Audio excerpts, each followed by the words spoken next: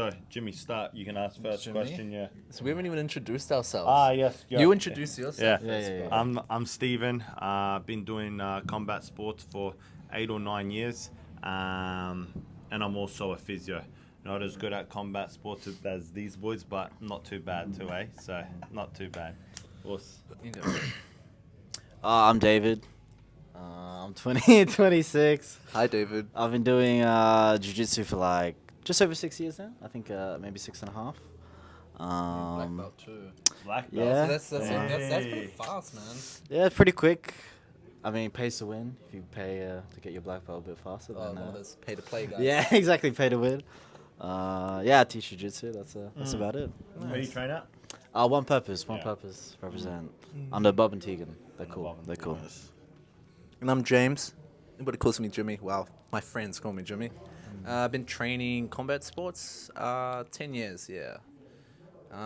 Been a black belt for like a year and a half, so it took me like, I think 9 years to get my black belt. But yeah, I started back home in New Zealand, moved over to Australia for jiu-jitsu. And now I teach and train jiu-jitsu pretty much full time. Yeah, training at Art Suave as well. Under Urosh Chulich and Nick Barker. So yeah, Shout out. that's me. Shout out. Shout out to the coaches. Yeah, shout out. Oh yeah. So What's first question? I think, what are we working on in our game? So like, what are we working on in training, etc. Yeah. Joe, who wants to start? Well, my stand-up's trash, so I'm just trying to get good at that.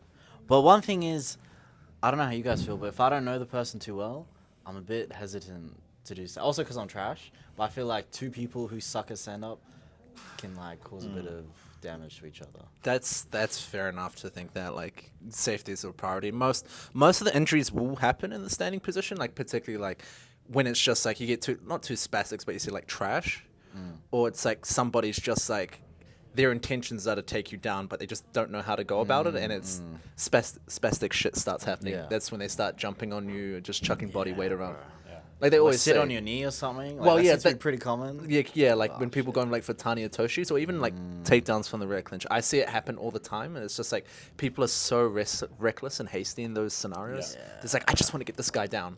And it's like, yeah, let's just like chuck a sandbag into the side of his knee pretty much. Or even the break falls. Like not many people extended arms, stuff like that. Yeah, that gets a bit that gets a bit wild. But I think honestly, like for wrestling, it's like it's a dance. You have to have a good dancing partner. Like you can get, oh my gosh, you can get a bit like cagey. Like that's the thing with Jits guys. Like that's something I noticed on the CJI. It's like I was speaking to Yosh about it. No one is willing. How interesting in the fact that in MMA, they're all willing, maybe because the idea of submissions is a lot harder given the gloves, but they're all willing to mat wrestle, and they mat wrestle way better than jiu-jitsu guys. Yeah, that's like a thought that I've been thinking of, like, that's probably the next meta. Like, you know, you're giving, say for example, someone shoots a single, but then you're doing like a crotch lock and you're continuing the reversal from there, or like a sucker drag from the front headlock. Well, this is a thing. Like, I've been having this like conversation or talk about this for like I think the past year and a half. But you notice right now, it's like it's not. You wouldn't say it's necessarily jiu-jitsu. It's now more grappling, whereas like the grappling styles have been sort of blended in a sense. Like you could say, jiu-jitsu is now like it's been the MMA. It's been the MMA of grappling. You know, in a sense, but. How do I say this? Because there's been for a long time, jiu-jitsu has always had. It's like you look at the rule sets and you look at the habits that are being pushed due to the rule set. Like you see in the sport of wrestling, there's an incentive to be on top because why? Like it's in the rules. This one of the scoring criterias, and obviously to win. If you want to win, then and there, the equivalent for the submission in wrestling is the pin, right? And the tech fall. Yeah. If I get you flat on if your shoulders flat on the mat, like I win.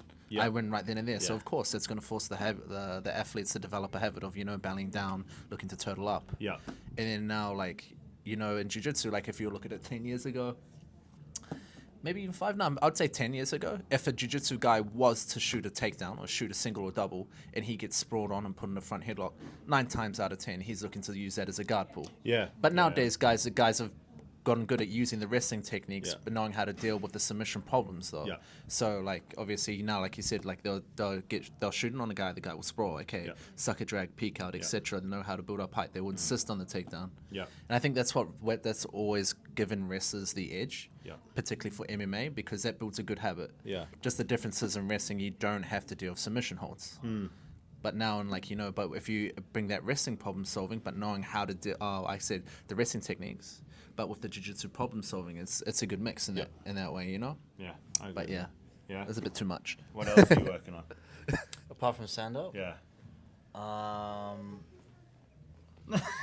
I've actually been enjoying just doing gi. Gi's actually been, because I always avoided gi. Like the last time I competed in gi was blue belt, but like I'm actually finding like, oh man, there's so much cool shit. That's you a can do long in gi. time ago. Yeah. What was that, only like 3 years ago? I don't know, I That's think not it's, long. Like States 2021 or 2022 or something Yeah. like that. I think you fought Ed. I made that one. Yeah. wanna know- I I remember- think that was the day I did my last gi comp. Blue I belt. won the no gi, but Yeah. I lost first round gi. Yeah. Ouch. Yeah. Nah. Oh yeah. What am I working on? Yeah, what are you working on, Stephen? I'm working on the mat wrestling exchanges, and then on top of that, just freaking making. Then there's specific stuff too, like wrist locks. I've been speaking to you about wrist locks ever since I saw Tito compete at CJI, and I was like, bro, wrist locks are not a bad like submission, just for the hand fighting sequence, but mainly that's like a side quest. Another main quest would probably be the finishing mechanics of ankle locks and heel hooks. Yeah, ankle locks specifically because I remember DeAndre Corbe. Yeah, I remember his brother was versing Diego Pato, and after he was like, bro, that guy has the meanest bite. Like having a squeeze. Yeah. That's crazy. That's what I'm trying to develop. It's hard. It's crazy that Paso got beat though. Hey. It is crazy that. Well, like he stayed in the pocket with Pato. Yeah, as well. he wasn't trying to just disengage. That's the thing. He would bolo out, then to go into re-entangle into the legs. Like he stayed in the fire. That's what I liked about him. Yeah, you know? respect. Yeah, respect to that, man. How crazy, but like styles make fight that Ethan Krellerstein lost. Who did he lose to? Josh Cisneros? Bro, Josh Cincinnati, bro. Yeah, He keeps but then Ethan also beat Corbe. Well, back So in like, the if you do the math, it's like because I remember I think one of their first matches they had was at the Toro Cup. I think at like 2017, 16. And he had outside heel hooked him like really well. He went to just Ethan and Josh. Ethan and DeAndre. Oh yeah. Yeah, and he outside heel hooked him. He went I think like just inside Ashi and then went like outside heel hook and then transitioned through the roll through as the spiral started happening to like a reverse figure four. But yeah, then they fought again. They fought again on who's number one. And Ethan won. On points. Pretty So- dominant, pretty dominant fashion that he won too. Well, he dealt with the saddle really well and eventually took his back, passed and took his back. So I swear Ethan's like the most jacked 66 kilo. Apart from maybe like Hokage. It's like those two have like battling it for best body. Shout out Gear. gear overlords, gear overlords, eh? Gear Shout out. knights, eh? Yeah. Well, fuck either way, but they look great. Yeah, they do. No. They You know, do. as much as Sexy. you gotta look the part as well, but that's what gear helps with. I think. Ethan does train like out of everyone that trains like strength and conditioning. I think he does train like the best. Like you always see him lifting heavy. Like I think he takes his S&C quite serious. He does, yeah. Because I remember there was a period of time when I think it's when they just made B Team and he had ACL surgery. I remember that ACL reconstruction, and he was really diligent on his rehab. I saw, Yeah. and he came back even more jacked. I was like, Even wow. more jacked. I was like, wow. But either way, what are you working on? At the moment, I'm working on just I think training more submission attacks. I used to do it a lot. I used to be very hard out submission hunters, particularly the lower belts, purple, and then obviously once I got to that brown belt and black belt stage, it's just a lot of control, a lot of passing and stuff like that, a lot of positional dominance. But right now I'm just working on getting back to training submissions, like a lot more submission attacks, obviously with the more refined controls. Yeah. That and obviously mat wrestle. Mat wrestle's always there, yeah, yeah. always. You always need the mat wrestle, just having the ability to get up again, and just win the scramble, Yeah. Be the top position, being on top is king. For sure. A bit of guard, Bit of guard. yeah, bit of this and that, Yeah. Oh yeah. Next and a little bit of striking. And striking. But that's yeah. just for fun. That's for fun. That's just for fun. Shout out 2 fights. Shout out to fights. Yeah. Okay. Let's. What's the next question? I think we talked about where do you think the current leg lock meta is going? Ooh. not leg lock meta, but like where do you think what's the future for leg locks? And also, what do you think the next meta is in grappling at the moment? What do you think? What do you think is going to be the next meta? It's weird. Every time I think like leg locks are kind of dead, and Yeah. it's like I feel like we've reached the potential and there's no more left. And then you see people come out with new stuff. So it's like there's always more and more and more stuff coming out. Hard to keep track. What do you think, Stephen? I remember we were having this chat, whereas like remember when during positionals we were saying double trouble, like what is it? Inside Ashi, how it's like, when you had double trouble, secondary control of the leg, and then you're like, back in the days it would be game over, this was, and now it's like people are giving it up because it's an easier escaping position than like outside Ashi, Well, yeah, this is another thing. This is another thing as well. I remember like, you could say back in the day, but when that meta was coming in, like that, it was the craze when you would get people to stuff like the saddle, or like some like pretty key leg locking position. It was over. It was over. The person pretty much gave up. Yeah. Maybe at the higher levels, that the problem solving, there was somewhat problem solving there, and they could somewhat stall it and deal with it. Kind of. But now it's like, yeah. It's like yeah, you just gotta know how to deal with that. Like, man, they put a guy in the saddle now. He's already like, pointing his toes down. He's already turning out, clearing the knee line. Bring his knee line, Yeah. And then that's when like 50-50 came in, because like, the problem with the saddle was the back take getting squashed, but 50-50 you had a really good chance of actually getting a bite on the heel and then transitioning to and from other entanglements as well. Yeah, Lachlan done really well with that meta. Yeah. I think the meta right now is ankle locks. Ankle locks, everyone's just easiest threat right now. Grabbing the ankle, Well, that's another thing in itself as well. Like the straight ankle lock after, like once the leg locks like came into the craze, and then you saw like the inside and the outside heel hooks. Like straight ankle lock wasn't really. But I think now the thing is, now we've got more refined methods of hitting the straight ankle lock. Like how now, like because it's a good dilemma now. Like, obviously forcing the ankle into plantar flexion, and then now the defensive posture for that is like you want to put your ankle into dorsiflexion, transitions to the outside heel hook, for instance. That's why outside Ashi made a really strong comeback. Yeah, Chichinsky playing like, very good dilemma between that shotgun ankle lock. But he was really good at forcing the ankle back into dorsiflexion and stuff like that with his shotgun grip. So Aoki lock, pretty much a modified inside heel hook. So yeah. Maybe like I'm thinking that it won't be like a matter of like finishing mechanics or like what you finish with, but maybe the refinement of the entries. Like what was it? Lucas Kennard put up a video of using a waiter guard to enter the legs, stuff like that, using different. Dude, Gary used to do that heaps back in the day. Yeah, Gary. You always say Gary. Dude, he was, man, like pioneer of everything. he was like, dude, even stuff like. You would see stuff like reverse close guard. He was doing that to like get out of like triangles, arm bars, or even do it against the close guard. You just jump over and then go from there. But yeah, if anything, it's funny. Like there's nothing new. There is nothing new to learn in a sense. It's like I said, it's like a wheel, like a cycle. Yeah, but each time we go to the different part or like of the wheel or whatever, it's like we have a sort of new look at it, or like a more refined look. Like if you look at the way arm bars were being applied like 20 years ago compared to now, what we know now and what we know is more mechanically sound, and particularly dealing with more problems. Like we've got more refined methods to deal with certain problems now. Yeah. So where's the current meta going? What do you think? I reckon it's going, like I said, full circle. Yeah. It's going full circle. I don't know, for some weird reason I always thought like close guard would make a comeback. Bro, that'd be wild, eh? Well, because the thing is, you can't really pass it. Yes. Yeah. But you can. There's like only one. Like there's only like two passes I know. Like you get the Sao Paulo and that sort of like Hodger Gracie stacking pass, that cradle pass, which is like death. It feels good hitting that one, particularly on bigger dudes, because you're like, I shouldn't be doing this to you, but I'm doing this. Yeah. Nah. Oh yeah. That and but like I said, it's funny because the game gets so. You could say it gets weird, like the approaches start getting very weird because everybody's wise to the traditional approach, but then everybody gets so caught up in like taking that weird, obscure approach that the basics come back again. The simple thing comes back again. That's it's why like, I think we're back. Yeah, it's like the idea of like we're doing so complex systems, such complex system and legs, and now everyone's just getting on top and like camping and just like pressure cooking, like this simple approach to like.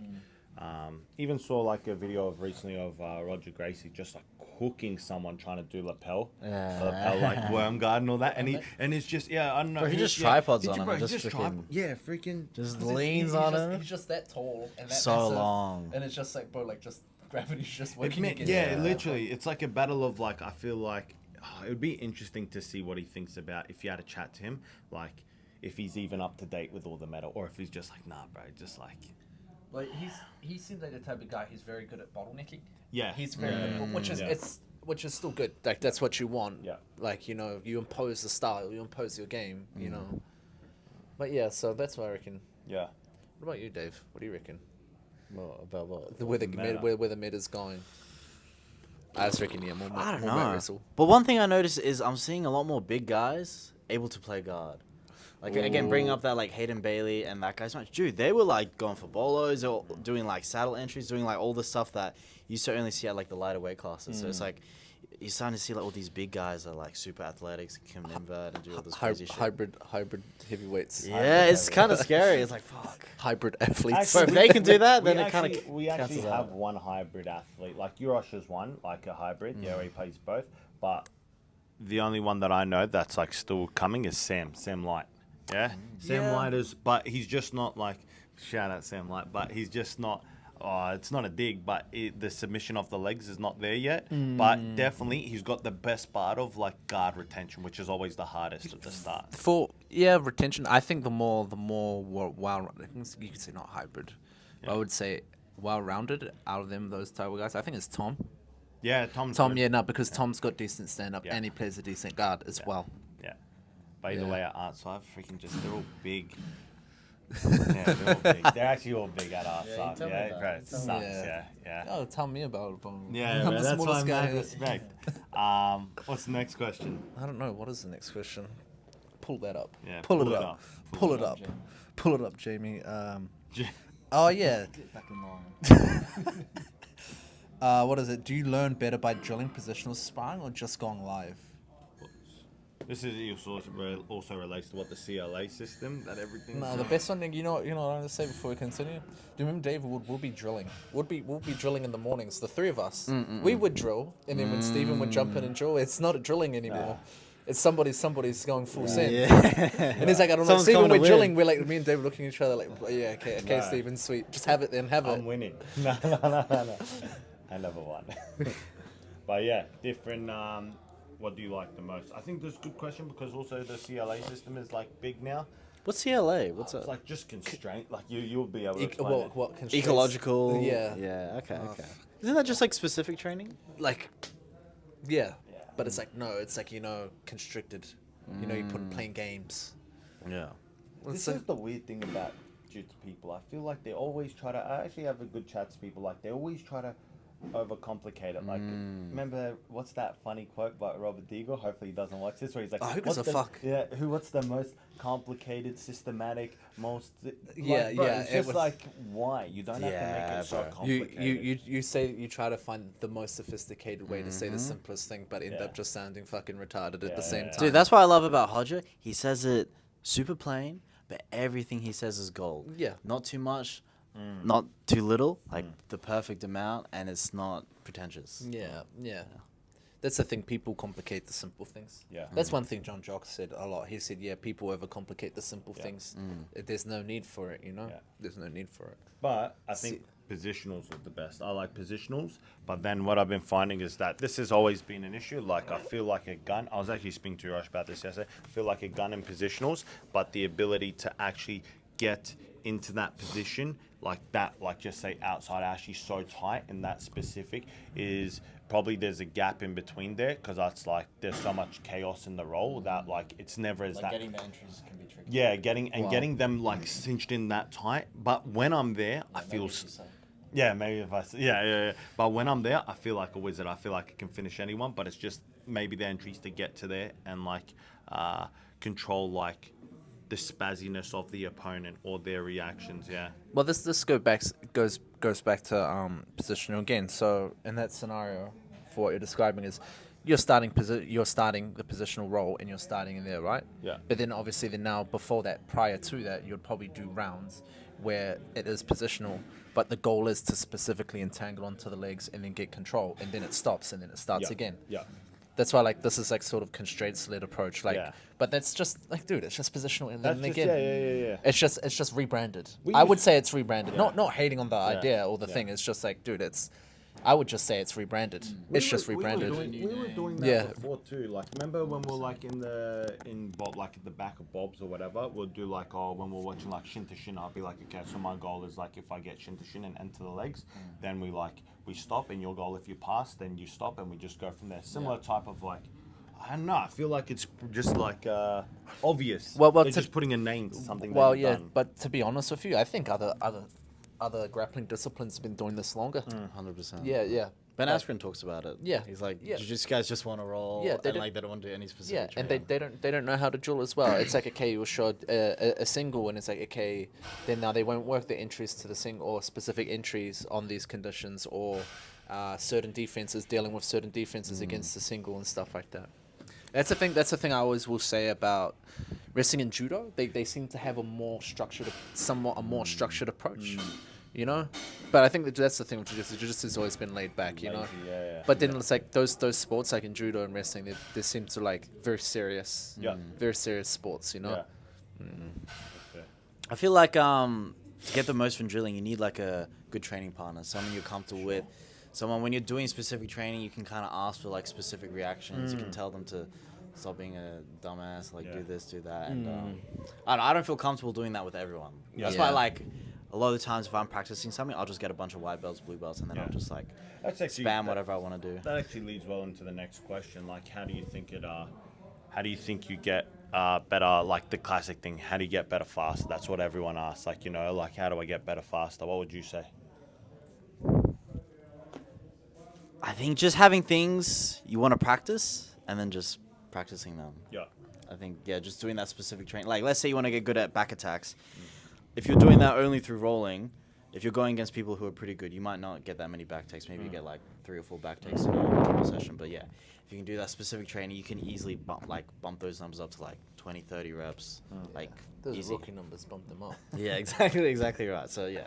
Yeah, that's fair. Specific training. I mean, Hodges says like that's how he learned the most. Yeah. Specific training, Yeah. not drilling, just specific Yeah. training or ecological approach. Yeah. if you wanna call What it. do you think? I think what Dave said.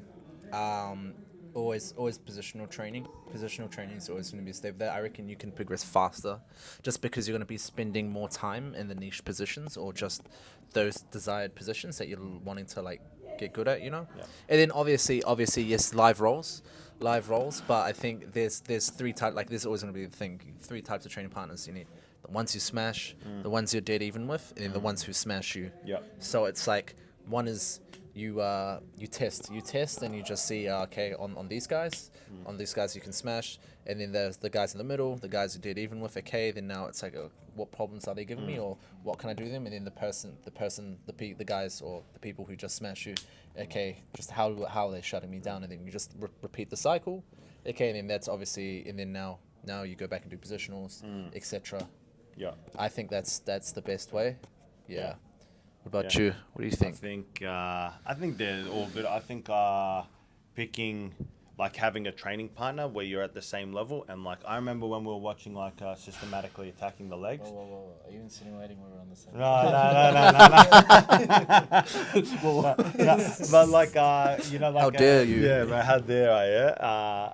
But yeah, I think like having a training partner where it's like you guys are both keen to learn the same thing, and then you guys just kinda bounce it off each other. hold each other accountable. And then also probably another one, but I didn't use it too much. If you find a person that has a similar body type and you can somewhat replicate their game, like similar movement, etc., you can replicate their game. Those are probably the 2 ways. So it's just like, but there's a question to be asked whether even if you do that, are you just masking inabilities to problem solve? And that's what we talk about a lot. It's like you've memorized so much like technique, but then do you have the flexibility in your brain to problem solve? Yeah, I think this is another problem as well. That's also not. It depends how you learn at the start and who you're learning from, and just in the end, it takes sort of it's or goes back to the accountability of the athlete, how well, or like how like, you know, long story short, if they're taking real good accountability for their training, like directing their own training. But it's for a period of time. You know, you would see it. It's like people are really good at a technique, but it's like they're not understanding why, when and where to be using that technique. 100%. It's like usually the thing is, it's like, okay, you get a guy who's got a really good knee cut, or he's just really good at this explosive knee cut. Okay, he can probably get it on most guys, and then he runs into that person who's like got a really good guard, really good at establishing frames, and he's just still trying to do that knee cut, and it's like, okay, like. You look then and then. It's like, okay, is he dealing with the problems? Is he addressing the frames? Is he addressing the knee shield in a way? And then you look at it. Then now, generally, the problem solving or the mentality there is, I do the technique harder, I do it faster, and I put just more and more energy into it. You know. And then, but it's just like running blind. It's like you get given a question. You're not necessarily reading the question. You just like, and you're just chucking random answers at it. Hopefully, it's going to be the right answers. You're going to find the right answer after so many guesses. It's like, okay, if I sit down there and I'm like, I read the question. Okay, sweet. 1 + 1. You know. Yeah. But I think that's always been a thing. I had that problem a lot at the lower bouts. Blue and purple. Well, like white to purple, I would say. Like I would get like, you know, I'd get these passes and stuff like that. But I was like, I remember Nick pulled me aside one time as a purple. I would always try to float pass over people who weren't framing on me and just not even keeping me away. Yeah. And he said, why are you trying to float pass over people when there's not the problem of the frames there and stuff like that? I know you want to look all elegant and cool and stuff, but it's like, what's the point there? They're not even pushing you away. Yeah. And then it's like, man, you can get chest to chest, you can pin the upper body, you can still float with the lower. I was like, oh, that makes sense. Yeah. Do you think being a teacher helped you with that? Yeah, I think teaching's another skill in itself. Like, because, you know, when you being an athlete, it's like, man, you just do the technique or whatever. And then it's like, when you realize, like, you finally realize, like, teaching's a skill in itself. It's like, when you're showing the technique to somebody else and you're like, oh, you just do this, and you're like, oh, wait, do I actually do it like this? And I was like, oh, no, I have to backtrack here, I have to reverse engineer, you know? Yeah, it definitely is a skill. Yeah. I don't teach. Yeah, I used to teach a little bit, but like... You're pretty good when you teach. No, but mad respect to you boys, because it's like, it actually becomes a lot harder when you actually have to like fully explain. Like, I'm not sure, you guys probably had this where it's like, you're going off a tangent, and then you're just like, bro, did I even answer this guy's question? And they're nodding at you, like, yeah. And you're like, bro, I don't even know what I said. Yeah. Speaking of which, I haven't done one of your classes before, Dave. Yeah.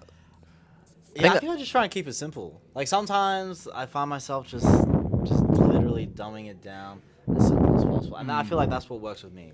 Like, you know, when you're trying to learn something super complicated, and if you have it in your brain as like that complicated thing, it's hard to remember. But then if you can just remember those few key points, you can just like make it easy. Yeah. Like maybe like I remember when I was trying to learn like Joseph's tripod passing.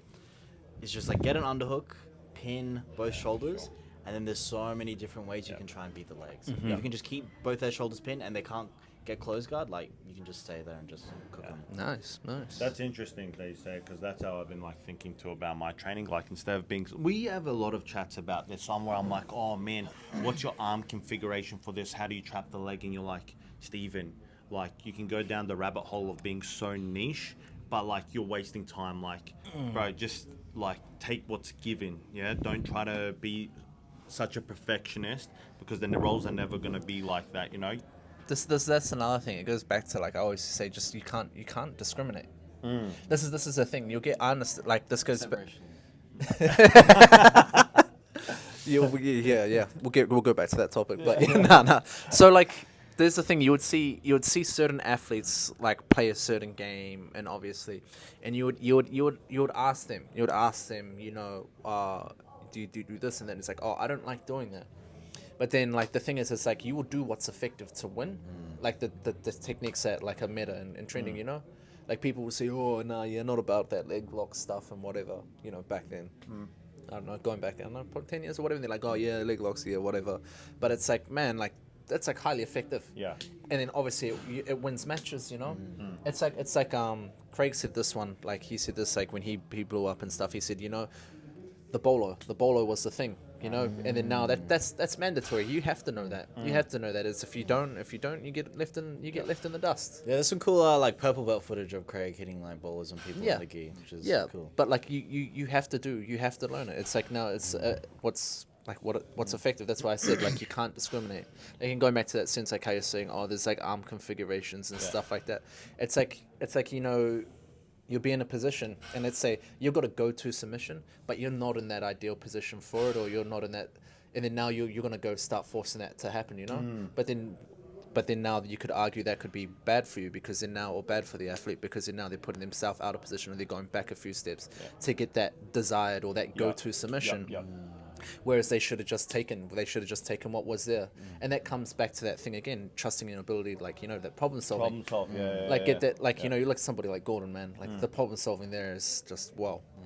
Yeah. Right, that even leads to a deeper question, because that's a question of like, then what do you think about people that come to training and they're like, today I'm going to work this specific technique? Because then what you're saying is that if they come and they're trying to force, they're building bad habits. Well, I think particularly and you're still developing, like this is talking is like you're an athlete, like you're a grappler or an athlete that's already like, you've built the foundation really well. Yeah. You built the foundation really well, and like now you can problem solve. Your problem solving's there. Like you've already got the systems or the foundation in place to help with that type of problem solving. Okay. So yeah, I think that's like at the higher levels, or like once that's sort of mid to high levels, like you need that type of that approach. I believe. Yeah. And also as well, yes, you are going to have to go through period of times where you are just specifically focusing on one thing. It's like with striking.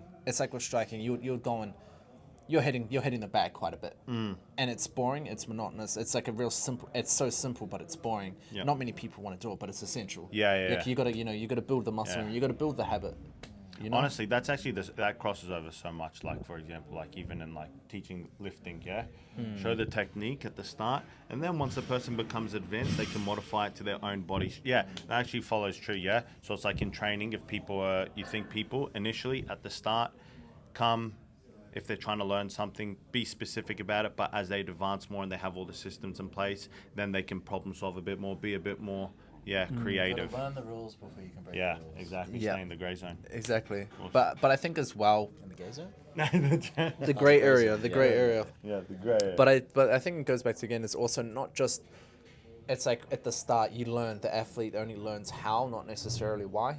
I think just combining the both, but not overemphasizing one over the other. I think a healthy amount, like just that balance. Yeah. And I think you can sort of progress relatively fast and efficiently in terms of development. Yeah. It's funny though, because I feel like, especially when you're first starting, sometimes if you ask too many whys, it's just like, bro, just shut up and just do what I say. Just like do it. It's that balance again, man. Yeah. Like one without the other. One's blind and one's lame. You would say. Because if it's just how, like I said, you're gonna go be that guy. It's just fucking. I see a knee cut. It's like, just a knee cut everything. Bro, honestly, the people that ask the weirdest questions, so strange, bro. Oh yeah, well, when I do a turtle, I lose power turning from my belly to, like, bro, what are you asking, bro? Like, think about the question. Think about the question before. People just ask questions for the sake of asking questions, yeah? Like, I feel like they ask it because they think, oh, I reckon if I ask it this way, they're gonna think I'm smart. right. No. This is another thing as well. This sort of seeking approval.